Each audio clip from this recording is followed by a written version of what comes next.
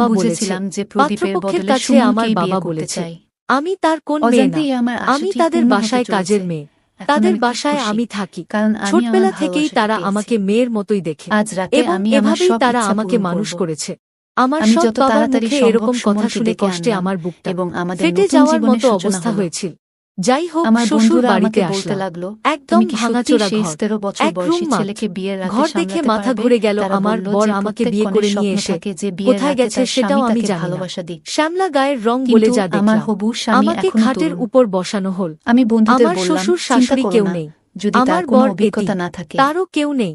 তার তবে আমি বাবা মা তোমাদের মারা দেওয়া যাওয়ার সমস্ত সময় এই পরামর্শ বাড়িটা ব্যবহার তাকে করব। দিয়ে গেছে। আমার কথায় তার সবাই যে জোরে জন হাসতে আত্মীয় লাগলো। স্বজন আছে তারপর তারা আমার আমি বরকে শ্বশুর বাড়িতে পরিচয় এসে দেয় না। খুব সুন্দর আমি করে রাতে স্বাগত বরের পেলাম। অপেক্ষা করতে করতে ঘুমিয়ে আমাদের গেলাম। বিয়ের রাতে রুমে সেই যাওয়ার রাতে সময় আমার আসলো না। শাশুড়ি আমাকে সে এক এলো গ্লাস ঘরে, দুধ দিয়ে তাও বললেন, আবার এটি মাতাল একটি হয়। রীতি, সে কোনো যেখানে কিছু বিয়ের বলা রাতে ছাড়াই দম্পতিকে মাতাল হয়ে গরম দুধ পাগলের দেওয়া মতো হয়। আমার এখানে ঝাঁপিয়ে পড়ল। আমি তার কথার আমি অর্থ কাঁদতে বুঝতে লাগলাম। পারলাম।